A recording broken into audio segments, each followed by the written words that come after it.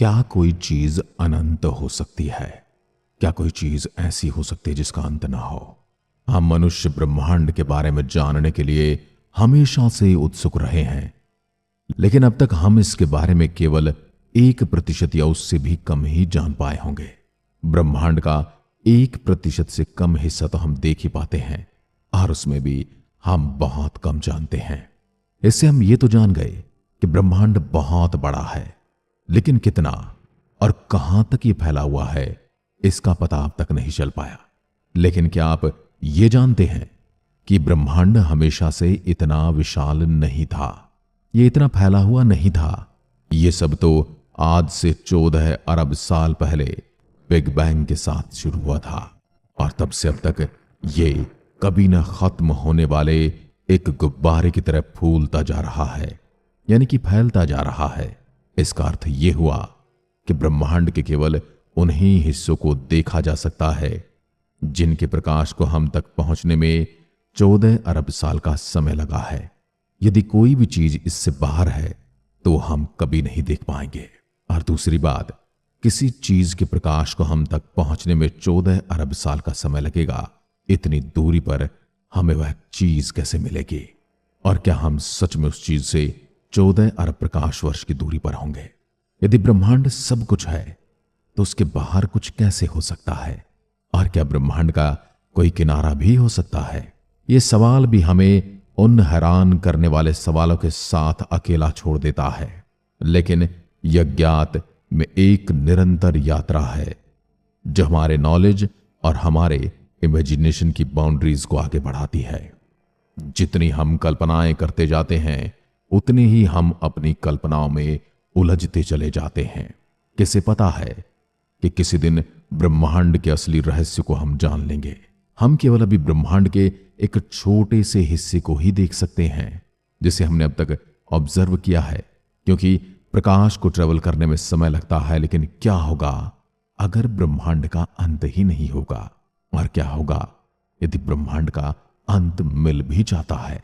क्या एक ब्रह्मांड के बाद दूसरा ब्रह्मांड होता है, या फिर एक ही ब्रह्मांड है? जिस प्रकार हमारा सूर्यमंडल है, उसके बाहर भी और बहुत सारे ऐसे तारामंडल हैं जो अपने अपने सूर्य के चारों ओर चक्कर लगाते हैं। क्या जिस प्रकार हमारी गैलेक्सी के जैसी और भी बहुत सारी गैलेक्सीज हैं, वैसे ही हमारे ब्रह्मांड के जैसा भी कोई ब्रह्मांड होगा?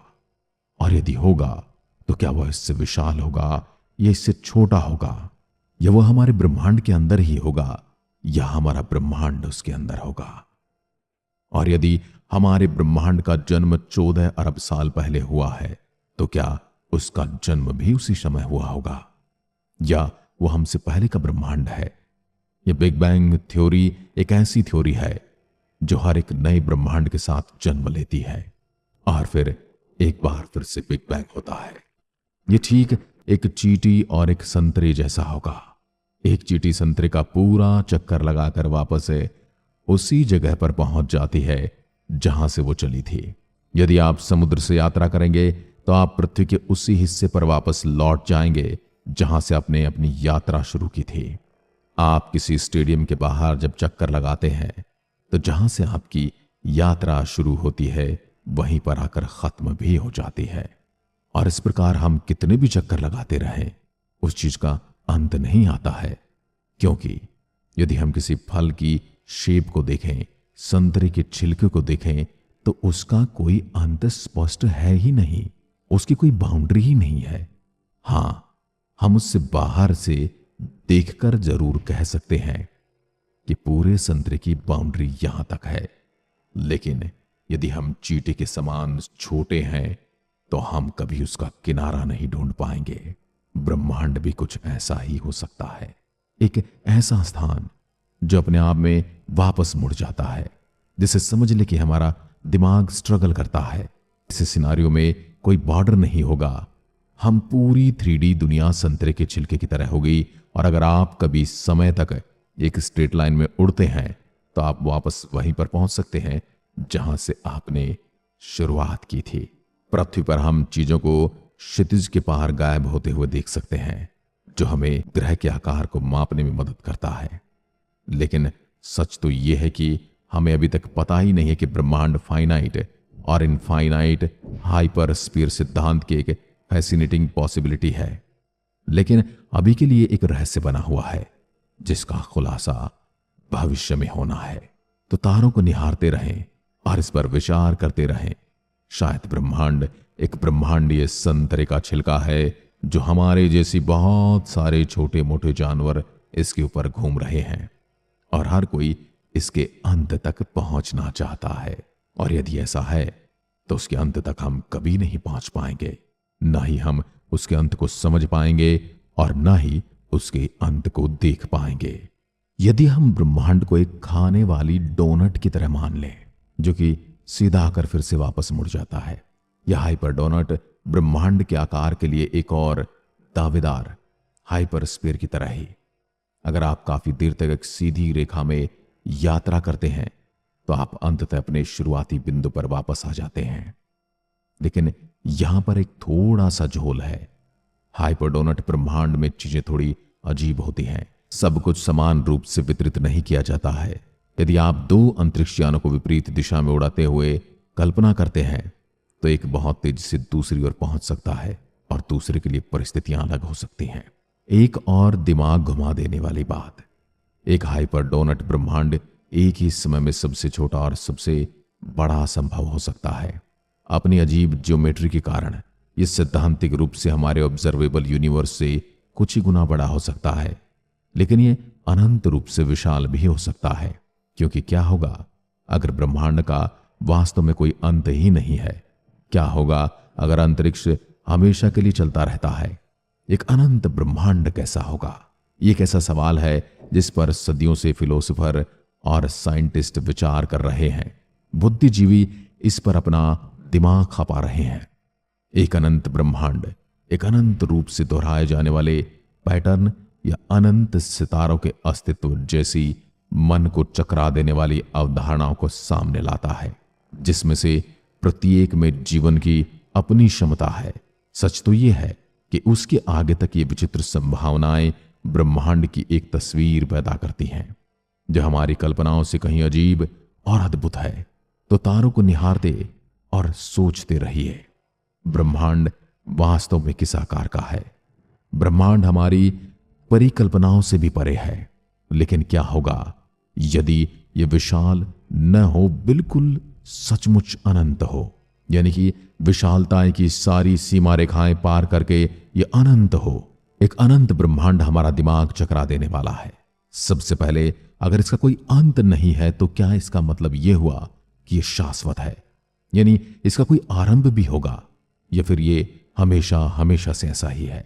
हमेशा के लिए मौजूद था, हमेशा के लिए मौजूद है और रहेगा? क्या कोई ऐसा समय था जहां सचमुच कुछ नहीं था और फिर सब कुछ बिग बैंग के हमारे पास पुख्ता सबूत हैं जो बताते हैं कि ब्रह्मांड का एक निश्चित शुरुआती बिंदु था? एक अनंत ब्रह्मांड में आकाश गंगाएं लगातार एक दूसरे से दूर जा रही हैं, जो अंतरिक्ष के ही फैब्रिक को खींच रही हैं। ये एक असीम रूप से फैलने वाला गुब्बारा सा प्रतीत होता है, दिमाग को फैला देने वाला, दिमाग को चकरा देने वाला। रुकिए, अभी तो और भी हैरान होना बाकी है। इस अनंत ब्रह्मांड की यात्रा करने की परिकल्पना करें। नई आकाश गंगाएं, विचित्र ग्रहों और शायद परग्रही जीवन, जिसे आप एलियन लाइफ भी कहते हैं, उसका सामना करना। लेकिन अंतिम दिमाग यात्रा के लिए तैयार हो जाओ। कल्पना से भी लंबे समय तक यात्रा करने के बाद आप मोस्ट माइंड ब्लोइंग खोज पर ठोकर खा सकते हैं। यह कैसे संभव है?